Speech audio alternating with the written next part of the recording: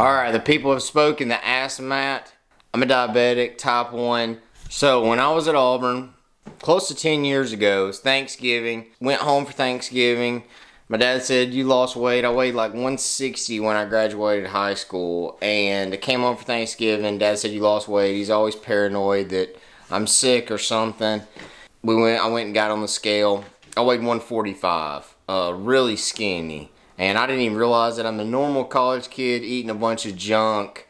Didn't think anything of it. And thought maybe something wasn't right. Went to the office. Dad wanted to check my blood sugar. Checked it. I just ate a piece of my mom's pecan pie. And my blood sugar was like 650. And normal blood sugar is the 80 to 120 range. Didn't know anything about it, but was kind of relieved to find out that we had kind of answers. I'd been feeling kind of off, just tired a lot. When your blood sugar is really high, only way I can explain it is when you eat too much, you feel real sluggish. It's like that times 2 when your blood sugar is really high. Now I've been living with this condition for right at about 10 years, and I live a normal life. I had pins. So, backtrack a little bit. Let's backtrack.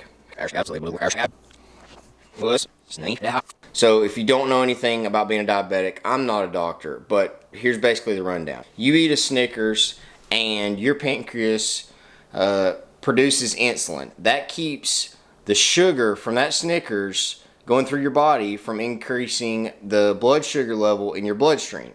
My pancreas, for whatever reason, could be a virus, could be just bodily. My mom was adopted at birth, so we really don't know. Family history, it's not really there. So my pancreas stopped producing insulin. Very low levels. And now it basically produces none. And so when I eat sugar, I have to compensate for what my pancreas doesn't give me. So I give myself insulin to compensate for that. Starting out being a diabetic, I gave myself shots. You collect a lot of stuff being a diabetic. This is Lantus, and this is Novolog. This gray one, you get a X amount of dosage every 24 hours. It's a long-lasting insulin, so it lasts 24 hours. So I give myself a 24-hour dose, and then every time I ate, and it didn't, anything I ate that had sugar, I give myself this, as just to compensate for what I'm eating. This dude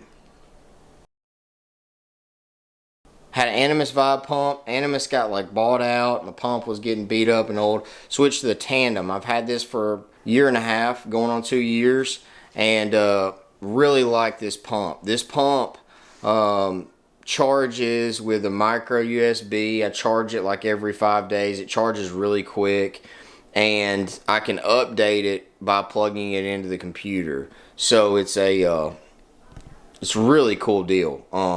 It takes a cartridge of insulin in it, and I tell it how much insulin I want. It gives me a set amount every hour, but then on top of that, for when I eat, I bolus. That's what you call it when you're diabetic. I hit that little deal and tell it how many units of insulin that I want, and it gives it to me. Or I can even put in the carbs, and it'll give it, it'll calculate the insulin for me. Right here, I have a Dexcom G6 sensor. So I attach that dude to my body with a little sensor on top of it, and it's Bluetooth to my phone and my pump. Checks my blood sugar every 5 minutes. I change it out once a week, and yeah, every 5 minutes without having to prick my finger. I can put this on me, put it on my leg, on my stomach, on the back of my arm, and it's legit. Now they cost an arm and a leg. Thankfully with insurance, it doesn't cost as much, but this right here is a lifesaver for diabetics. The G6. As far as snacks go, switching topics, few things I try to take advantage of low carb. So like here, this is Healthy Life. Nature's Own makes some too. This is honey wheat bread. To me, it tastes a lot better than whole wheat. You think just because something's whole wheat, it's low carbs. It's not. It's just what the bread's made up of. But for this, 2 slices is like 15 grams of carbs, where a normal 2 slices that you get just a hamburger buns could be 30, 35 grams of carbs. So you're talking double. So it cuts that down in half.